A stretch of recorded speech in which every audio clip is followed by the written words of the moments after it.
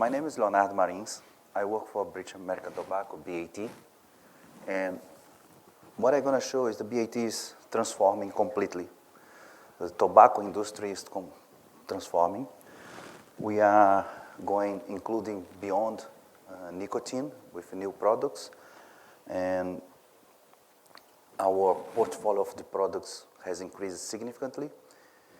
And it brings a lot of complexity.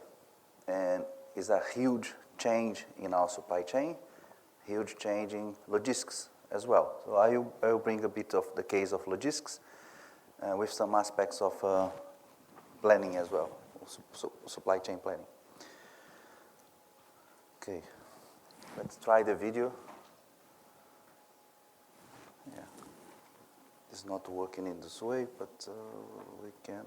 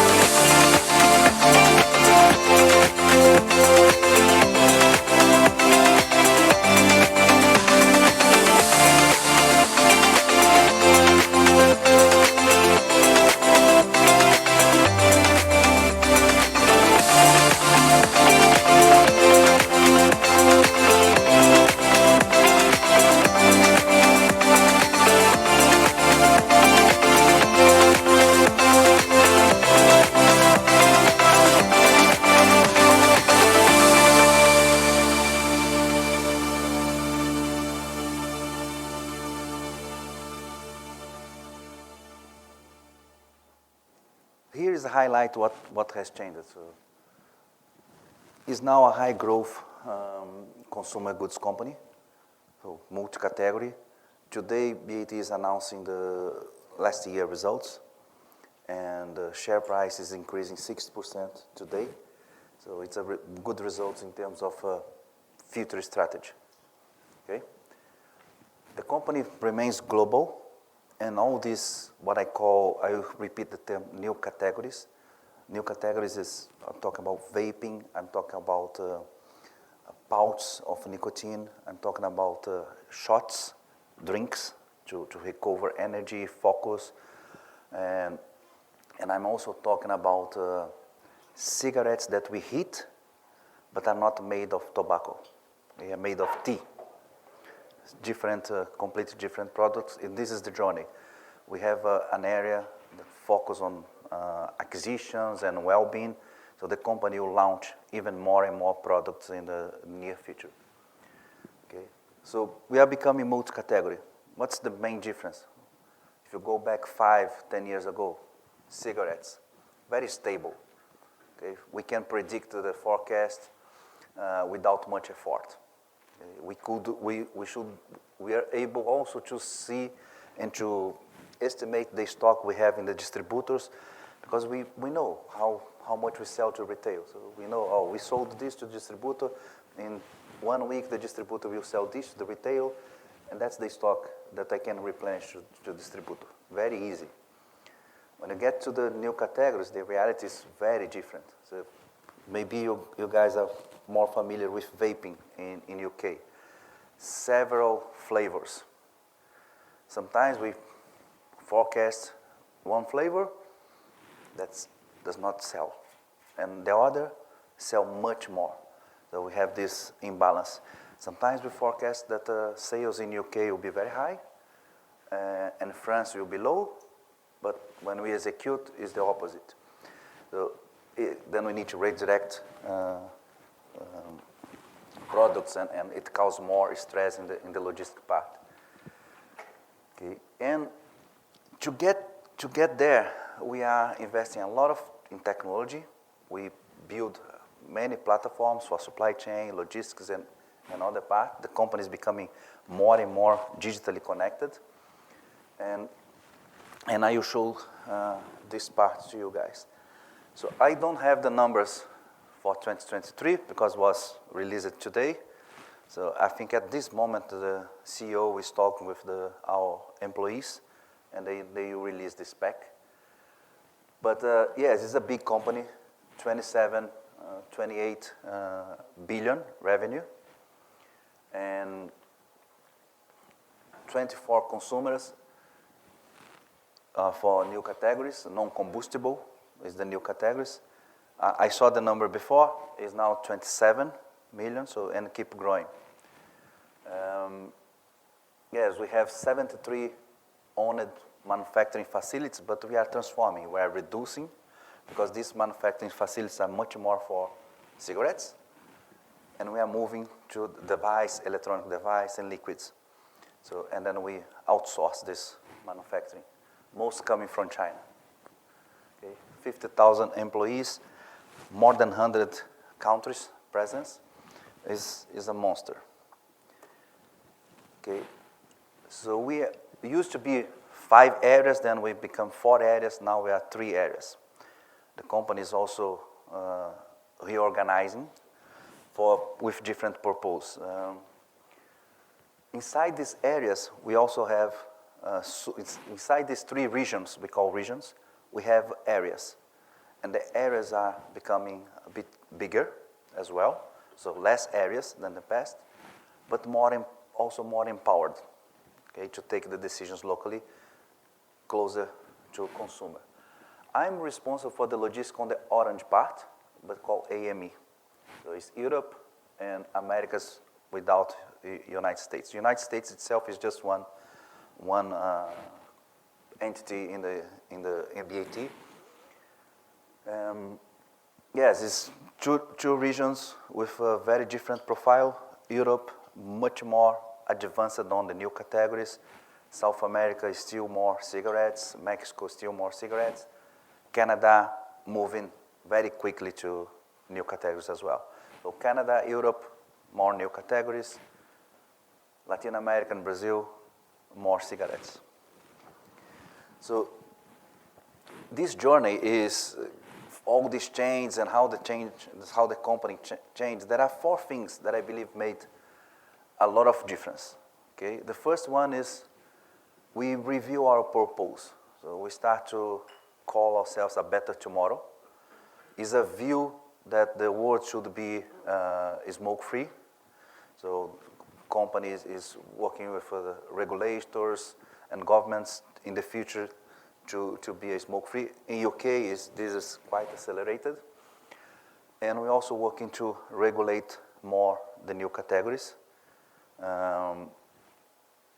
In this, because the products are quite new. So vaping is something that to have maybe, so if you take the first vape 10 years, so we celebrate 10 years, end of last year, but become really popular in the last 3-4 years. Okay, so very new product.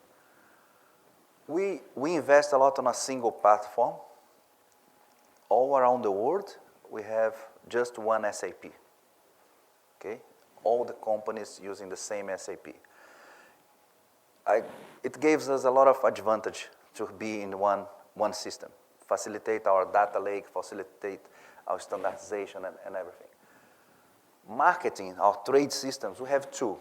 We have one for more complex sales and one for less complex end markets. We create the supply network operation. So we used to call this planning, logistics, and service, and then we revamp as supply network operations. We work together with Gartner, and in a maturity journey for our supply chain, what was called demand-driven value network. It was really helpful for the entire organization because we having a clear glide path or what we want to achieve drives everybody to work on this direction. And in 2021, we reached the top 25 in the Gartner supply chain. Right? Now manufacturing is also under supply chain. And the fourth one is the digital transformation. Okay? If you go back, I think it was 2015, so the CIO became a board member. Okay? It was very impactful, and she drove a huge transformation in the digital area, bringing the agile thinking, design thinking, a lot of investments on analytics, taking advantage of the single platforms. We create a big data lake, and we are connecting all the systems to this data lake. Yes, and these are the four things that I believe in the last 5 years made the difference for BAT to be where we are now. So when I spoke about, now we have the new category. Okay, one of the difference that it brings that is cigarettes we cannot sell direct to the consumer. But the new categories, in most of the countries, we can sell direct to consumer. Then is our first change. So in logistics and supply chain, we start to manage e-commerce. And then we start with traditional e-commerce. What I mean traditional e-commerce? So we create our website, we sell via our website, and we have the warehouse operation, pick and pack, and courier distribution managed by us. Okay? And what we see now, a big shift from the traditional e-commerce to the marketplace. Marketplace, what I mean by marketplace? Amazon, Deliveroo, Uber Eats, Sainsbury website. So others, partners selling products online on our behalf. And we have many different arrangements with these partners. Some we sell the products and they resell. Others we give them the stock and they sell. Then it's different agreements. But we lose a lot in the margin. Okay. For the marketplace. E-commerce, we have higher margin. So we try as much as we can invest on e-commerce and invest on subscription. So our customers receive regularly their products. It helps also the logistics. We can plan better logistics. We can be deliver on time, and we can be more ESG friendly, or we can reduce the CO2 emissions if we have subscription. Okay? So one of the challenges that we have with marketplace is marketplace for the last mile. We need to, for the quick commerce, we need to have the product very close to the consumer. Okay? But we cannot afford to put a warehouse everywhere. So what we do? We have agreements with gas stations and some big retailers chain that we put the stock there. Then a software like Uber Eats the person can order, and then it will connect the driver with this gas station, the convenience store, and then the driver with a bike or a motorbike go there, buy the products in the convenience store, and deliver it to the consumer. The problem with this is we sell to the retailer, then we buy from the retailers, we need to pay the retailer margin, then we need to pay the software, that a marketplace margin, we need to pay the driver. So it adds a lot on the logistic costs. We don't know how to resolve this. Okay? Given our size, there is no much room to do it. So that's why we are trying and contact with other companies, other FMCGs as well. Yes, everybody's trying to stay here, not here, because of the margins. But the competition, especially the competition from the Chinese companies, they simply don't care. They just inundate the market and do whatever they do. It's not easy to deal with them. And they are the biggest competitors in the vaping and the electronic device. So this is the first big change. We are direct to consumer. So we need to, not only, I'm bringing the aspects of logistics here, but there is also an aspect of social media, digital engagement, that 27 million consumers, yes, how we connect with them, including our device. We can connect the device with the internet, the person can connect with the mobile phone. Yes, consumers digitally connected, engagements in the social network, a completely different world for us. On the e-fulfillment center, or in logistics, how to support the e-commerce, we start, it's very difficult to say, because if you look at today, we did it wrongly, okay? But if you go back 7 years ago, 5 years ago, when we were starting this, it was making sense. So imagine that we have a new company for new categories inside a company of 100 years that believes that is big company, okay? So what was the mindset? No, we have warehouse for cigarettes, then we put in the same warehouse all the new category, and then we contract this 3PL that's moving pallets to do the pick and pack for the e-commerce for us. This is the easy way. Okay, let's do that, and our estimate this will grow, and then it's going to become bigger, and let's have our warehouse for picking. So, yeah. The problem with this is we don't have scale for a big warehouse, okay? Without scale, you cannot be fast, because you become very, very expensive. So imagine that you want to deliver in same day, okay? If you only sell 300 to 1,000, so you're going to be in the high cost zone, because you'll not find a carrier that is keen to go to the warehouse, your warehouse, and pick up just 100, 200 orders and put in their network to distribute. Then we need, what was done? We create warehouse in Belgium, warehouse in UK, warehouse in Germany, Italy, all using our cigarettes warehouse. Then in the last 3 years, we changed everything. So UK, we moved to a e-fulfillment center, dedicated. Now we are less than 10% of the warehouse in UK that they sell many other things. And we are 30% cheaper than we were before. And we are also delivering 2 hours, and not 2 hours only London. Okay? Only central London.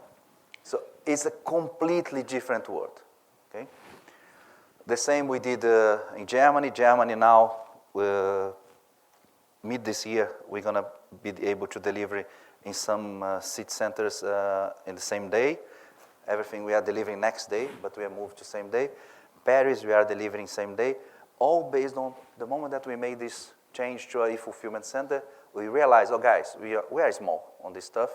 We need to gain scales with others, and then it reduce our cost. Increase our cost of pick and pack, but reduce our cost of delivery significantly. because these guys, they have more scale to negotiate with the couriers than us. They got better rates for the deliveries. Okay. The other big change that we have is how we see sustainability. But here is two reasons. So sustainability came as a tsunami in the last 5 years. So everybody's looking at sustainability differently, with strong targets. But this new products also brought another different challenge. So the products contains batteries, the products contain plastics. So how we recollect this from the consumers?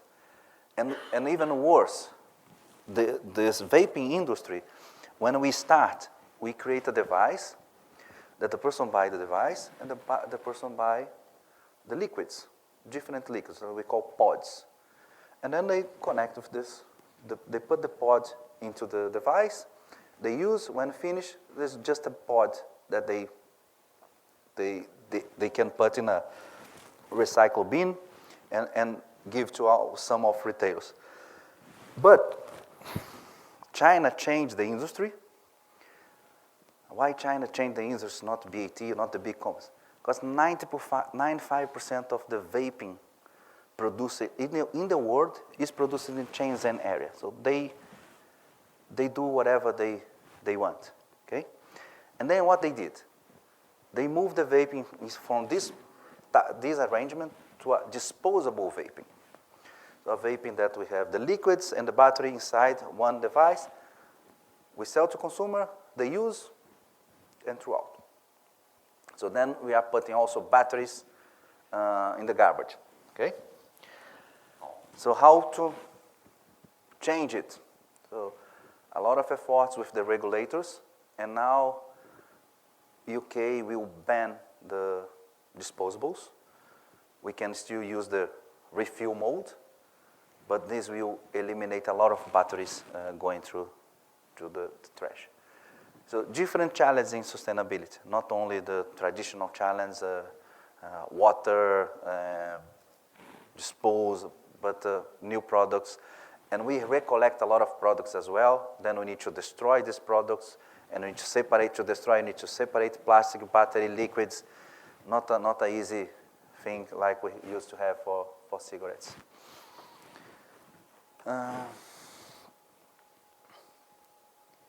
Yeah, and in logistics that we have the challenge with Scope 3 emission. So this is starting to become very strong now. BAT focus first on Scope 1, then Scope 2. Now they are knocking the door of logistics. Guys, what are you doing? Basically what we are doing is we are moving more to what we call intermodal, especially in Europe, using more trains. Challenge with trains is that if something goes wrong, I put, let's say, 6 containers equivalent to 6 trucks.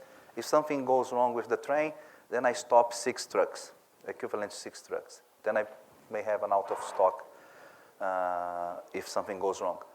Also, the train increased the lead time, 1-2 days. Not good for us as well, but we are going ahead. So we are converting from trucks to train, and we are paying the price.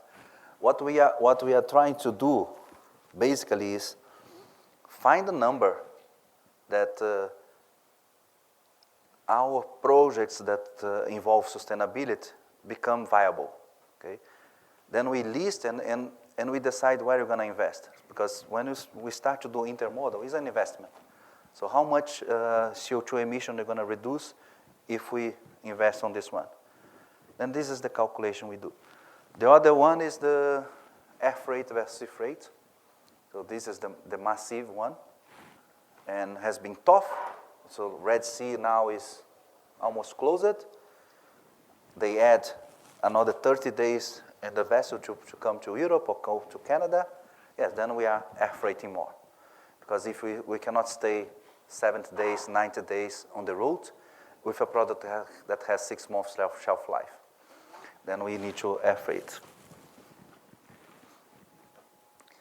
Just to give an idea, the amount of air freight, Hong Kong airport, that's near Shenzhen, 50% of Hong Kong airport cargo is vaping, okay, for the world. I was scared with this number when we have some other situation. So logistics, what we do? We need to rethink logistics, how logistics will support this transformation. We create a strategy that basically we are connecting much more with commerce, logistics, and technology. Okay? Being transparent, most of our logistic expertise now is becoming data expertise. So, plenty of data. So instead of contract more people with experience in logistics, we are contracting people with experience in data. That's what we are pushing and for our new profile. Very connected with commerce. Everything we do must have a commercial reason. And then we have a clear business roadmap. The roadmap for BAT is the end markets will become more new category. Today is almost 20% of our revenues coming from new categories. But this is growing very quickly. So we expect that at certain point, 5 years, we may have a double, 40%. Don't know, nobody tells us a number, but the expectation that this will grow, new categories will be launched in South America and so on. Then, this is the business roadmap. Then we look at our future capabilities, what we need, a lot in data. And we organize 4 imperatives: performance, resilience, talent, and digital. So these are the 4 parts that we look at. So the performance is we need to treat our network as a multi-category network now. So as cigarettes was too big and too much money, we just put our new categories there, and new categories goes together with cigarettes. We need to start to rethink this model, and this is what we are doing. We are creating a big multi-category network in Europe, a big multi-category network in North America, including United States, and 1 in South America. So three zones of a multi-category network. We also invest on a digital twin that we are implementing this year. So everything that we transport, we start in Europe, everything that we transport, we take the data, 12 months data, and we put in a software, and this software build a map for us and show all the movements we have, and we can navigate and see, oh, this movement from Hungary to Ireland cost this amount of money, this amount of CO2, and we did this 10 times this year, or something like that. So we can see everything. The idea is that we're going to get much more insights on things that are going wrong. So we can see that because we can track the product. The product was produced in, let's say, Poland, then moved to a warehouse in Poland, then moved to another warehouse in Germany, then moved to France. Oh, this SKU is doing too many movements. Okay. Without this digital twin, we do not really see, because the data is lost in our system, Excel. So now we have a case, and we are implementing. Okay? The other part is the resilience. Resilience is key. Okay? What is the difference? When you contract a 3PL, usually you need to tell, oh, I need a space of 10,000 square meters, but I may go to 11,000, or I may go to 9,000, and then the 3PL says, okay, if you stay in this range, you'll charge this amount of money. But if you go over 11,000, then this is the price, bigger price. What's happened, and if you go below 9, you keep paying 9. This is the traditional arrangement. Okay? With the new categories, we cannot do it, because we are growing, and sometimes we decline. Then in the second half of the year, we grow again. So, and we are overspent because of this arrangement. So we are reviewing all the contracts with 3PL to become more flexible, and also to be able to break down the contract without pay your kidney to break down a contract. Okay. Yes, if you have a contract of 5 years with a 3PL, if you complete 3 years and you want to break down, they almost charge you the last two years. And this is maybe happens in your company as well. This is things that people don't pay attention in the negotiations. They just see the price, oh, the new price, we are doing some savings, celebrate savings, and then in the last minute of the negotiation, the 3PL come with a breakdown clause in the contract, then you already announce the savings, the guy will not go back, okay? Sounds familiar, right? So we are putting this in the core. The other is we need to be asset light. As a big cigarette company, there are countries that we have vans, trucks, BAT trucks, BAT vans, BAT warehouse. We cannot afford to have this with new categories because of the demand fluctuation. Okay, and I show you a case of what Brazil is doing. That's a very nice one. Connected people is not much related to the new categories and the new BAT, but the region now is huge. So there are people developing things in Brazil, there are people developing things in Europe, and they don't really know what they are doing, what the others are doing. They know what they are doing, but not others. And they reinvent the wheel. So my role in the region is connect these people, especially on the development and innovation area. And that's what I'm saying, people connected, sense of belong, org structure that's synchronized. So the person that do development for warehouse in Brazil knows the person that do development in warehouse in Poland, and they talk each other, okay? Digitally connected is our journey for the ultimate control tower. That's one of the main topics here that I will start next. We want to be more predictive. We want to be more prescriptive. We want to have artificial intelligence. We are already using some aspects of artificial intelligence in some parts of the world.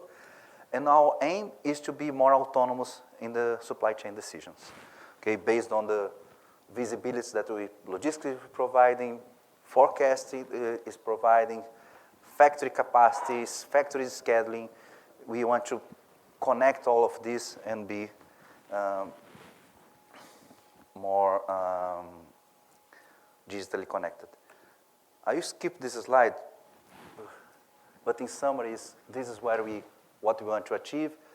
We are between anticipation and integration, depend on which part, but we have the 5 stages there.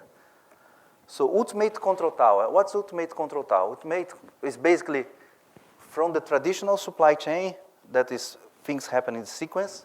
So planning, organized with source, then send to the factory, then factory send to logistics, and then we have the customer service. We are going for this ultimate control tower. Somehow are the same steps, okay, but digitally interconnected. Much more interconnected. And this is digital core is what we call ultimate control tower. Logistics is one node of this ultimate control tower, is the dynamic fulfillment. Basically, we need the right forecast, then we can see our warehouse capacity and so on, transport capacity and everything, and we give them visibility of transport, visibility of lead times, and so on. This should be all fully integrated in a way that allows us to take decisions. Okay. Oh, today is not integrated. Yes, today somehow is integrated. The planning I see our lead times, the planning I see when we deliver things. But if a vessel is delayed, yes, they know because we put people together and they talk. Then we need to stop talking and let the system talk. Cool. The big areas that we are investing more is dynamic fulfillment and synchronized planning. Smart factory, we are advanced, I would say. And just conscious of time, this is the journey. You see there is a digital journey up to AI, artificial intelligence. Our phase as well, it must be organized in the phase and give a glide path, because where we are to ultimate control tower is something that will take 3, 4, 5 years. If you just aim the end game, so you'll never get there. People get bored, will never succeed. So we are creating kind of gamification and competition that we go step by step and moving. So what we did in logistics, basically we start with what we call fulfillment compass, is an assessment. This assessment will tell in which stage the end market is with logistics and what they need to do to go to the next stage in the ultimate control tower journey, okay, for logistics. And usually how we see this is 3 big stages. One stage of foundation, okay, that basic capabilities. The second stage is strong on data. They collect all the data, they put all the data together in a data lake, they create their dashboards, they visualize all the data. And the third one is to automate decisions, okay? We have most often the markets or countries in the foundation or near foundation, but we have some more advanced between these 2 stages here. So more on stage 2 with few elements of stage 3. So what I was trying to say is that we have several systems, planning system, logistics systems, visibility systems, everything here.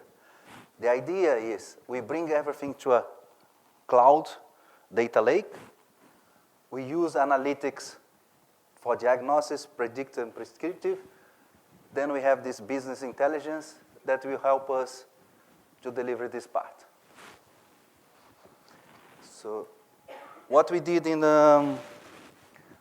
Europe Control Tower last year, we create all these dashboards, and the dashboard that was only focused on the service, now is focused on the cost to serve. So what I'm trying to say, truck utilization. Okay, how we used to measure this? Oh, our truck utilization is 91%. Okay, good. Now we measure is 91, and we are losing 1.5 million because it's not 100%. The metric became much more powerful when you put the money.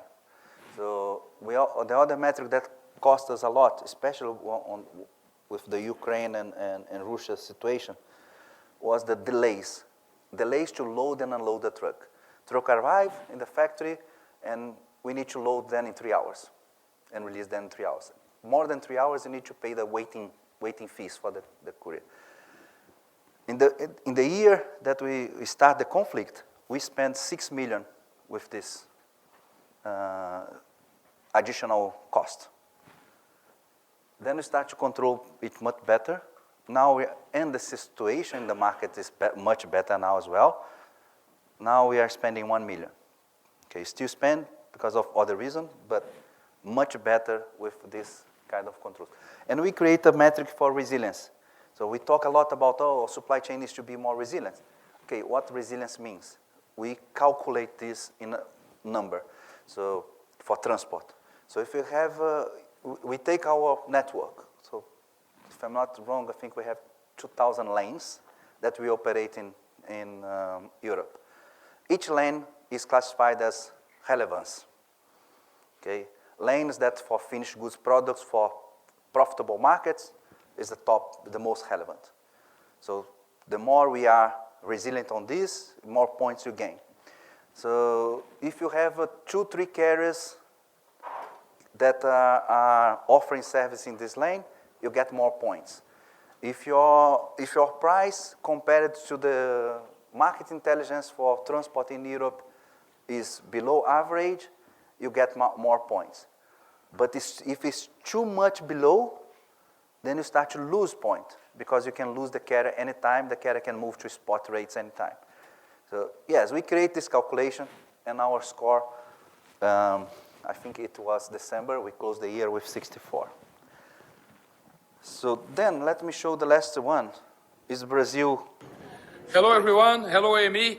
I'm here in São Paulo, Brazil. This is the ultimate control tower that you see there on the back, where the team in Brazil control everything, real time, about the entire distribution system in Brazil, from factory to outlet, every single truck, every single car, every single van, every single delivery, every single invoice in the whole country, real time, all at once, in that system you see over there. I have never seen anything like this in my BAT career. It's outstanding. So this team that you see here, everyone, well done, congratulations, this is fantastic. Everyone in AME should come here to see this. It's absolutely outstanding. And well done to the guys, well done to the team. This is very, very good. So that's the Ultimate Control Tower. This is BAT Brazil. See you next. Bye-bye. Thank you. Ciao. So this is the regional boss, okay? This is the head of supply chain. This is the Brazil GM, and then ops directors in Brazil. So yeah, it's a very high caliber visiting there and saying what they said. So, and they have 18 TVs there. It's a showroom. 18 TVs. Oh, do we need 18 TVs? No, we don't need 18 TVs because the guys have everything in their computer. But this is extremely inspiring for the organization. And this video got viral in the company. And now it's causing me a lot of problems because we need to replicate this in Europe. So yeah, this guy, they have no idea how powerful when they share a video can be in a company. So that's what I have to show, guys.